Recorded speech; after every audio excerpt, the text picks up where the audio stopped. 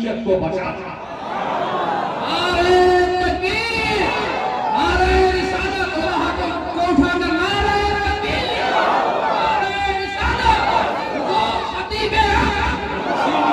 सुन्नी नौजवानों, तुम भी तैयार हो जाओ। ये वक्त आ गया है कि अगर शरीयत मुस्तफा के तहफ्फुज़ का मसला तुम्हारे सामने खड़ा हो तो न घर देखना, अगर घर वालों को न देखना, न माँ देखना, न बाप देखना। मेरे दोस्तों, वही उसी तरह कदम उठाना जिस तरह कदम सिद्दीक़ अकबर ने उठाया था, फारूक आज़म ने उठाया था, उस्मान अली ने उठाया था, सहाबा ने उठाया था। जरूरत है कि शरीयत की अगर खिलाफत हो तो उसका मुंह तोड़ जवाब दो। आपकी भी जिम्मेदारी है। और दूसरी जिम्मेदारी ये बनती है कि अगर मुफ्ती साहब पर, हमारे मौलाना साहब पर अगर इस तरह का कोई हमला होता है, आप भी मैदान में आइए, आप भी मैदान में आइए। इसलिए कि मुफ्ती सफीउल्लाह अपने लिए जेल नहीं गए। अगर अपने लिए जेल में गए होते तो कोई बात नहीं है ना, दीन के लिए, इस्लाम के लिए, शरीयत के तहफ्फुज़ के लिए। तो आप भी पीछे रैली निकालनी चाहिए, जुलूस निकालना चाहिए। और फिर एक बात बताएं दोस्तों, ये चिश्ती, ये फलाने, इसमें कुछ नहीं है। इनकी हैसियत क्या है अगर आप मुत्तहिद हो जाओ? इसलिए ये निकाउल इस्लाम, ये किसी की प्रॉपर्टी नहीं है, ये मदीने वाले की अमानत है, ये मदीने वाले की अमानत है। इसमें जो पढ़ते हैं वो सरकार के मेहमान हैं। हासिल में दिन आते हैं, इनमें दिन से आरास्ता होकर बाहर जाते हैं। आप ही के बच्चे आते हैं, पढ़ते हैं, आप ही की खिदमत करते हैं, आप ही की तरबियत करते हैं, आप ही को समझाते हैं दीन क्या है, इस्लाम क्या है, दीन की बातें क्या है, इस्लाम की बातें क्या है, आप ही को समझाते हैं। मेरे दोस्तों, इसीलिए मैं कहता हूँ तुम मुत्तहिद दिलों से जरूरतों को निकालो, नफरतों को निकालो। हर एक दूसरे के ताल्लुक से कुछ न कुछ दिल में रखे हुए नहीं। मौत से किसको रिश्तेदारी है, आज हम तक तुम्हारी बारी है ना। कब्र में जाओगे तो ये जिंदगी लेकर के तुम्हें रसूल को अपना चेहरा दिखाना है, कम से कम दिल साफ करके कब्र में जाओ। कैसे उन्नति हो? सरकार कहेंगे जिंदगी भर मेरी गुलामी का दम भरता था, मेरी गुलामी का खुतबा पढ़ता था, यहाँ आया है क्या? कैसे सरकार को देखेंगे? तुम हुजूर को कैसे देखोगे? कम से कम अपना चेहरा ऐसा बनाओ कि सरकार तुम्हें देखे तो खुश हो, ये मेरा गुलाम आया है, चाहने वाला आया। अब आप देखिए, हमने भेजा तुमने एक शानदार रसूल, तुमने से उस रसूल की पहली खूबी क्या है? यतलू अलैकुम आयातिना, वो तुम पर हमारी आयतों की तिलावत करते हैं। हमारी आयतों की तुम पर तिलावत करते हैं। ये सरकार की पहली खूबी, पहली खूबी। अगर रसूल तिलावत न करते तो कुरान हमें मिलता? आज जितनी आसानी से हमने आयत पढ़ दी, हम पढ़ पाते? हमारे बच्चे जो हाफिज कुरान अपने सीनों में कुरान रखे हुए हैं, रख पाते? ये रसूल की तिलावत का प्रचार है कि आज कुरान हमारे सामने जरूरी था, मशीयत का तकाजा था। मेरे महबूब, एक खूबी मैं अपनी तरफ, 5 तुम्हारी तरफ, ताकि बंदों को मालूम हो जाए कि मुस्तफा कितने बात किया। कलाम मेरा है, उतारूंगा मैं, तिलावत तुम करो, तुम बताओ कि ये मेरा कलाम है। अगर ये दरिया बीच में वसीला ना होता तो कुरान हम तक पहुंचता नहीं पहुंचता। क्यों? हम फर्शी, आयते अर्शी, हम वहां जा नहीं सकते, वो यहाँ आ नहीं सकते। तो बीच में जरूरत थी एक जरिए की, कि जिसका जिस्म फर्शी हो, रूह अर्शी हो। जरूरत थी एक वास्ते की जिसका जिस्म फर्शी हो रूह अर्शी हो, उसी वास्ते का नाम मोहम्मद रसूलुल्लाह। रसूल ने कहा। अच्छा एक बात बताए, जबान एक है, कलाम दो है, दोनों का माखज है। कुरान का माखज हुजूर की जबान, हदीस का माखज हुजूर की जबान, मस्दर एक, मर्जे एक ही जबान से। हुजूर ने कहा ये अल्लाह का कलाम है, हमने कहा अल्लाह का कलाम। हुजूर ने कहा फरमाया ये मेरा कलाम है, हदीस है, जो आपकी हदीस है। जबान एक है, जबान एक है, कलाम दो है। अब मुझे बताइए पूरी ईमानदारी और बेअदबी के साथ, ये हमारा कनेक्शन पहले कुरान से या जबान से? पहले हमने जबान को माना या कुरान? पहले हमने हदीस माना या जबान को? सारी उम्मत यही कहेगी नहीं, पहले तो हमारा ताल्लुक जबान से, जबान पर हमारा ईमान। अब वो जबान से जो निकलता गया, जो निकलता गया, मानते रहे, तो हम मानते रहे। वो जबान जिसको सब उनकी कुंजी कहे,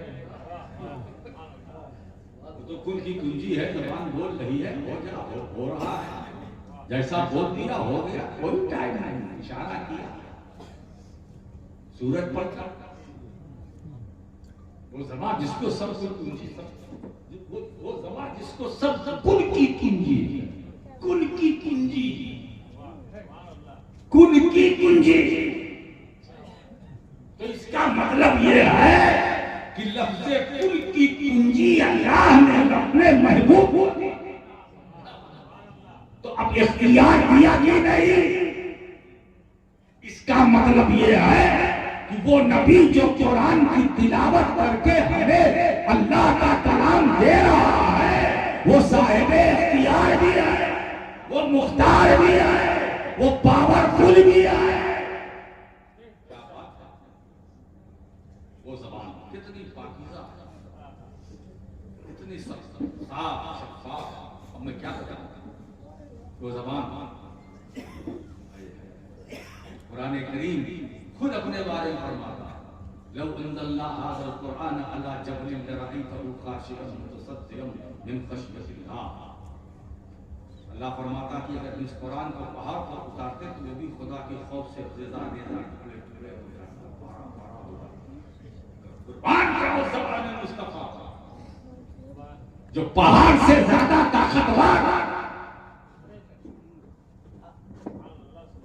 जिस कलाम को के बोझ और उसके वजन को उठाने की ताकत पहाड़ में न रही, ज़बान मुस्तफ़ा ने उसके वजन को बर्दाश्त कर लिया। बड़ी नमाज करना हो ये निशान ले तुबशरा पे ही मुत्तकी, वो तुम देना पे ही कौमल लुद्दा। वो कुरान जिसको हम पहाड़ पर उतारते तो मेरे खौफ से रेजा रेजा हो जाता, उसी कुरान को हमने तुम्हारी जबान पर आसान कर। ऐसी मोतबर जबान, ऐसी पाकीज़ा जबान। सोचो दोस्तों, अब आप देखिए, एक खूबी होगी, अब दूसरी खूबी फौरन यतलू अलैहिम आयत व युज़क्कीकुम। अभी सिर्फ देखी नहीं है, दूसरी भी सुनो। और रसूल तुम्हें पाक साफ करते, साफ सुथरा करते, तुम्हारे अंदर की जो गंदगी है ना वो निकाल कर बाहर फेंकते हैं। जिंदगी कैसी इसमें गंदगी, तो तुम्हारी जिंदगी में जो गंदगी है उस गंदगी की सफाई के लिए मैंने महबूब को भेजा। सफाई मैं नहीं करूंगा, मेरा हबीब करेगा। देखिए अब लोग कहते हैं कि हुजूर से क्या मिलता है, अरे सब कुछ तो मिल रहा है। हुजूर से क्या मिलता है? अरे नजरिया मिला तो हुजूर से, अकीदा मिला तो हुजूर से, ईमान मिला हुजूर से, जिंदगी मिली हुजूर से, बंदगी को शौक हुजूर से, आंखों में नूर हुजूर से, दिलों को सुरूर हुजूर से, कुरान मिला हुजूर से, ईमान मिला हुजूर से, खुद रहमान मिला।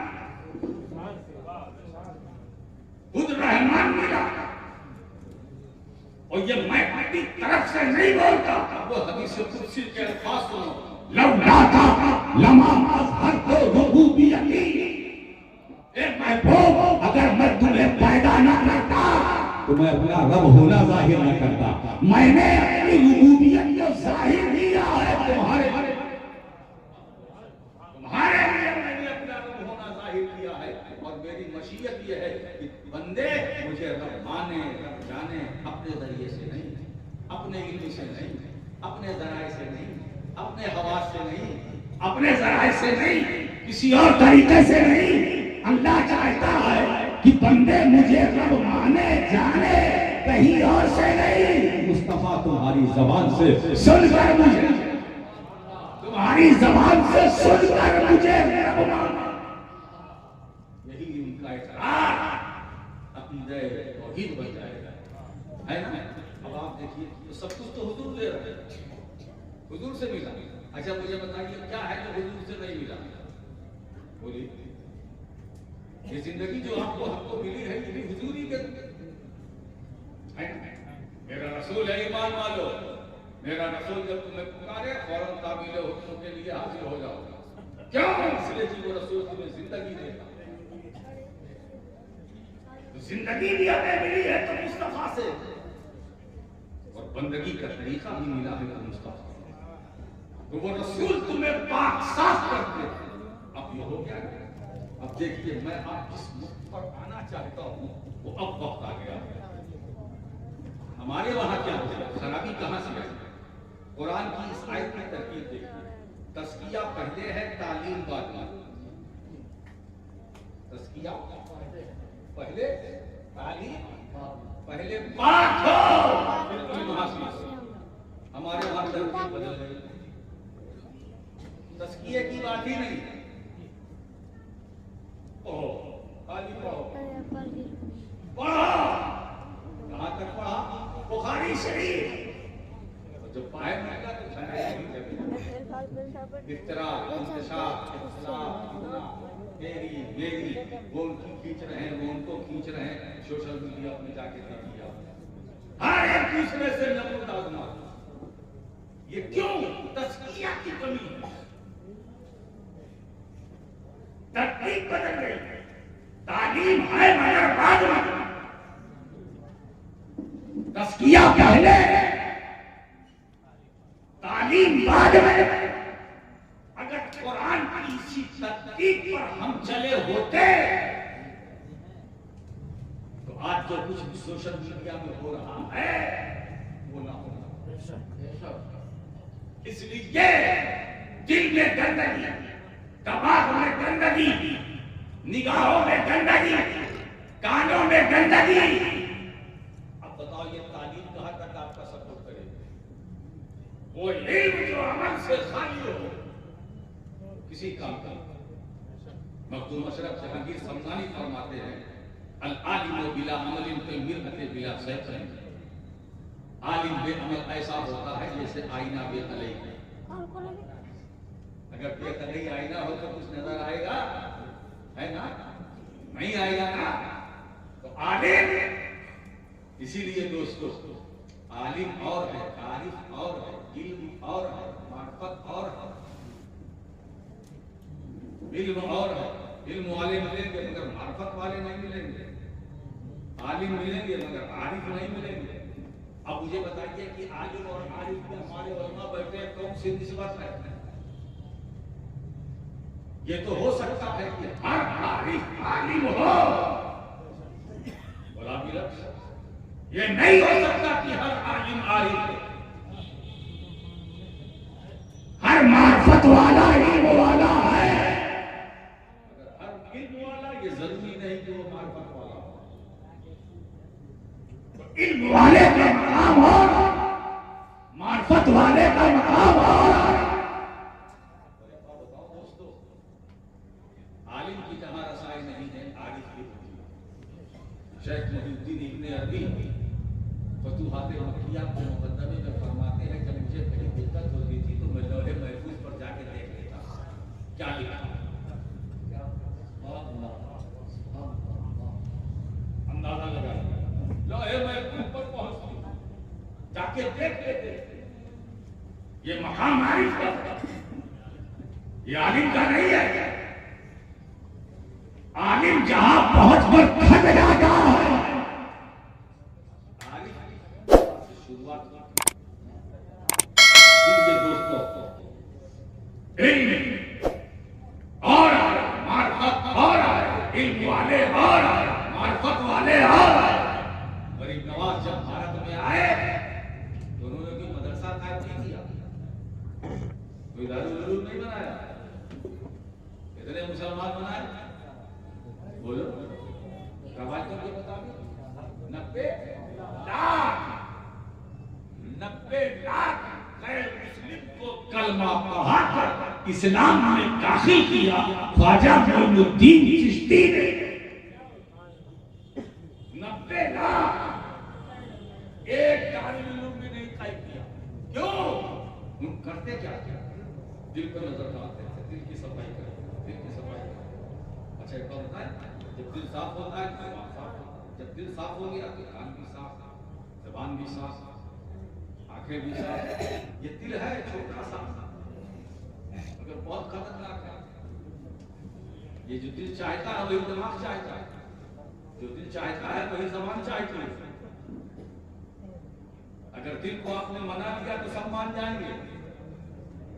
अल-क़ल्बु अमीरुन अलल जसद, दिल सारे बदन पर हावी है, अमीर है, बादशाह है। इसीलिए शरअ अक़ाइद नस्बी के अंदर है इन्नमल कलाम लफ्ज़ी और नफ्सी की बहस में इन्नमल कलाम लफ्ज़ी फ़ुआदी वो जुइला लिसान व अल फ़ुआद दलीला।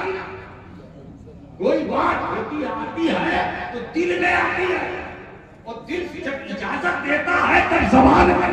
तो जो दिल में होता है वो कलामे नफ्सी है, और जो ज़बान पर आता है वो कलामे लफ्ज़ी है। अल्लाह वालों ने दिल पर नजर डाली है ना, दिल बन गया, दिल को संवारा, दिल को चमकाया। अब कौन बना? खुद बख्तियार काकी। बाबा फरीद गंजे शकर, निजामुद्दीन औलिया, साबिर पाक, आईना हिंद। जब दिल साफ होता है, पाक होता है तो अलाउल्लाह बंदगी। जब दिल साफ और पाक होता है तो मखदूम मशरफ जहांगीर समनानी। एक बात बताए, दिलों में गंदगी रखने वाले कभी तर्के सल्तनत नहीं कर सकते। तर्के सल्तनत वो करेगा जिसका दिल पाक हो, साफ हो, आईना हो। मेरे दोस्तों, मेरे अशरफ ने सम्मान की सल्तनत को जूते के नोक पर मारा और ये बता दिया कि मैं जो तर्के सल्तनत करता हूँ अपने लिए नहीं, अल्लाह के बंदों की तबलीग के लिए, उनको हिदायत देने के लिए, उनकी रहबरी के लिए, दीन मुस्तफा को फैलाने के लिए, इस्लाम को फैलाने के लिए मैं तर्के सल्तनत कर रहा हूँ। तो खुदा ने मखदूम अशरफ पर ये इनाम अता किया। ये इनाम है अल्लाह का। अशरफ, जब तूने मेरे दीन के फरोग के लिए और मेरी रजा के लिए तुमने सल्तनत छोड़ दी, सम्मान की, तो सुन, ये भी सुन ले, जब तक तू कुर्सी पर रहता तो बादशाह रहता, मगर अब जब तुमने छोड़ दिया है तो दोस्तों अब तो जमाने का मखदूम होता होगा। मालूम ये हुआ, जो कुर्सी पर बैठता है वो महरूम होता है, वो जो कुर्सी को ठुकरा देता है वो जमाने का मखदूम होता है। नारे तकबीर, फैज़ाने मखदूमे पाक, नारे रिसालत। इसीलिए मैं कहता हूँ अब एक खूबी हो गई, तुम पर हमारी आयतों की तिलावत करते हैं, तुम्हें साफ सुथरा करते हैं। अब जब तस्किया हुजूर ने फरमा दिया, फिर उसके बाद क्या है? वो युअल्लिमुकुमुल किताब, अब तुम्हें किताब सिखलाते हैं। काश हमारे मदरसों में यही रवाज हुआ कि 1 घंटी 2 घंटी तरबियत के लिए रखा जाए। ये मैं अपने उलमा को भी मशवरा दे रहा हूँ, 1-2 घंटी तरबियत के लिए। और उस तरबियत गाह में तज़किये नफ्स की बात है। ये अपने मन को पाक करो, दिमाग को पाक करो, दिल को पाक कैसे किया जाए, दिल को सुथरा कैसे किया जाए, है ना। एक तो क्योंकि इसके लिए हमारे मदरसों में जरूरत तरबियत है। अगर ये निज़ाम, ये सिस्टम कायम हो जाए, है ना, तो ये हम लोगों के दिलो दिमाग से निकल जाएगा कि ये कहाँ से है, ये कहाँ से है, वो वहाँ से है, वो वहाँ से है। अरे बाबा, ये सिलसिला ही खत्म हो जाएगा। ये तस्किया की कमी है कि ये बीमारी हमारे अंदर, ये रिजवी है, ये अशरफी है, ये कादरी है, ये नक्शबंदी है, ये सुहरावर्दी है, ये मुगलाई है, ये तस्किया की कमी है ना। अरे भाई, कहीं से भी हो, सुन्नी तो है, अगर सुन्नी है तो हमारे है, नक्शबंदी भी हमारे है क्योंकि वो सुन्नी है, सोहरवर्दी भी हमारे है अगर वो सुन्नी है, कादरी भी हमारे है अगर वो सुन्नी है, चिश्ती भी हमारे है अगर वो सुन्नी है। तो जब सब सुन्नी है, सब हमारे हैं, वो हम तुम्हारे हैं, तुम हमारे हो। ये बीमारी इसलिए है कि तरबियत नहीं है, तस्किया नहीं है, मन साफ नहीं, कल्ब साफ नहीं। इसीलिए कुरान कहता है कि मैंने महबूब को ये खूबी इसलिए दी कि पहले पाक को साफ करो। मुझे हदीस याद आ गई, सरकार अलैहिस्सलाम ने हज़रत उस्मान गनी से फरमाया, उस्मान तुम जो चाहो करो, जन्नती हो, तुम जन्नती हो चुके, जो चाहो। अब जो चाहो करो का मतलब ये नहीं लीजिएगा कि अल्लाह के रसूल ने गुनाह की परमिशन दे दी, नहीं। पहले मेरे नबी ने उस्मान गनी के नफ्स अम्मारा को नफ्स मुतमइन्ना में तब्दील किया, फिर फरमाया कि उस्मान अब तुम नफ्स मुतमइन्ना वाले हो, जो चाहो करो, तुम जन्नती हो। मेरे दोस्तों, ये नफ्स अम्मारा हमारा सबसे खुला दुश्मन, जो हमारे अंदर इसको निकाल के बाहर कैसे ले लाया जाए। दोस्तों, इसी नफ्स से छुटकारे के लिए मैं कहता हूँ, दुनिया में रहो। ख्वाजा निजामुद्दीन औलिया क्या फरमाते हैं, दुनिया में रहो, दुनिया के लिए न, दुनिया में रहो, दुनिया के लिए न। अब जो लोग सिर्फ दुनिया के लिए, सिर्फ उनको दुनिया उनको पता ही नहीं क्या है, क्या होगा, फिक्र ही नहीं, सिर्फ दुनिया दुनिया दुनिया। दोस्तों, याद रखो, दुनिया एक बला है, इसके पीछे जितना भागोगे ये दुनिया नहीं मिलने वाली। आप चलते हैं कहीं धूप में सड़क पर, तो आपका साया आपके आगे आगे रहता है कि नहीं, इसका साया है, आप उसको पकड़ना चाहो तो पकड़ सकते हो, क्यों, साया तो आपका पकड़ नहीं सकते ना, नहीं पकड़ सकते ना। तुम दौड़ोगे वो भी दौड़ोगे, दौड़ते दौड़ते थक जाओगे, आपको अपना साया नहीं मिलेगा। तो दोस्तों, दुनिया इस साये की तरह है। इसीलिए मखदूम सिमनानी ने दुनिया को अपने कदमों के नीचे रखा, अपने पीछे रखा। अल्लाह वाले दुनिया पीछे रखते थे, आगे चलते थे, आगे खुद चल रहे हैं, पीछे दुनिया चल रही है। बायजीद बुस्तामी आगे चल रहे हैं, दुनिया पीछे चल रही है। ख्वाजा हसन बसरी आगे चल रहे हैं, दुनिया पीछे चल रही है। मखदूम अशरफ फरमाते हैं कि मेरे खुदा ने अपने फजलो करम से मुझे वो मकाम अता फरमाया है कि कायनात की सारी सतह मेरे कदमों के नीचे आए और अर्श इलाही मेरे दिल में दिल के नारे तकबीर, नारे